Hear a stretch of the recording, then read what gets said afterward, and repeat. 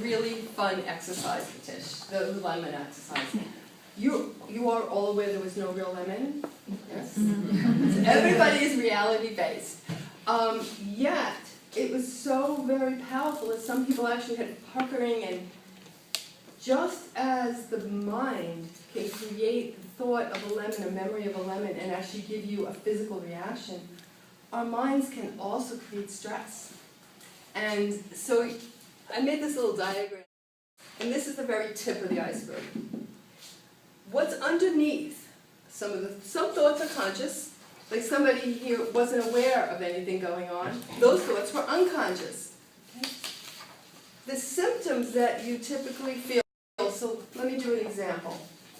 Think of anything that has been causing you stress or fear or worry in the last 2-3 weeks. Does everybody have something?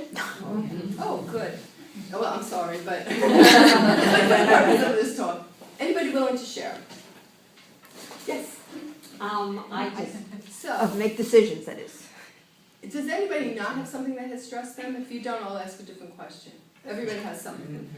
I want you to think, so the symptoms that you all have of stress, what are the symptoms? Now we've identified the problem. The problem is cabinets, moving, having a horrible boss. Okay. What is underneath that's the identification. You've said where it is, who's there, what's causing it, deadlines like crazy, and there's no fudging on that. But underneath the stress, what is feeding it? Is anybody aware of what? Yes, fear. Fear. All right. What else? Anybody else aware? That's a good one. Fear. Yes. Well, mine would be anger. Anger. Good. Helplessness. Say that. Helplessness. Helpless. Wow, you guys are great. Unknown. Fear of the unknown. Who said it? Yes. Unknown. Let me just talk about that one for a second. Typically, if I'm moving to Europe and I've never lived in Europe, I have no idea. I don't speak French, I don't speak Italian, I speak English. So I have no idea, so that's an unknown. Simply correct? I might have stress over that. But for me, because I love change, I would be like, I can't wait to get there, I'll figure this out. Okay? My son, when he travels, he went to India with me. What's the difference between a person who can have an unknown and is like, yes, oh my goodness, this is so much fun. Confidence. Confidence is what, yes, true. Confidence. Faith. Faith, confidence, cool. Your attitude. Thank you. Attitude. Great. Faith and confidence go together. Okay. But what gives a person the feeling of faith, the attitude that they can succeed, and confidence? What creates that feeling inside? You work in a big business. What do you do that keeps you confident? I've done it before. Thank you. Right. So even with all your stress deadlines, there's a part of you that knows, as stressful as this is, I'm going to get it done, right?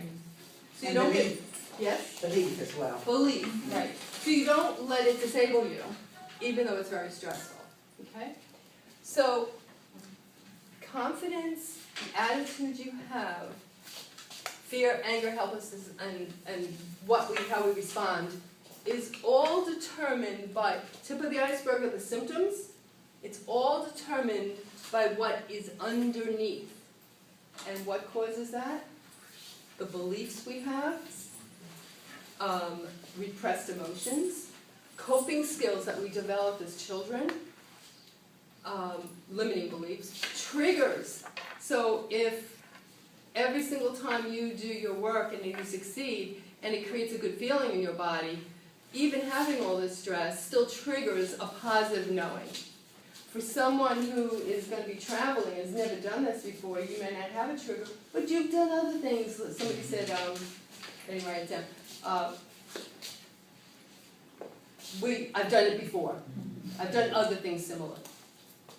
The problem is, the symptoms are conscious, but the triggers are unconscious.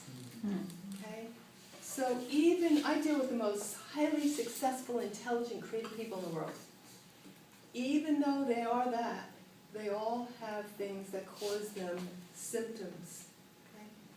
Now, trying to change something consciously, saying, hey, I'm not gonna get stressed about this. I'm gonna be fine. I'm not gonna even be angry at the boss anymore. It doesn't work, does it?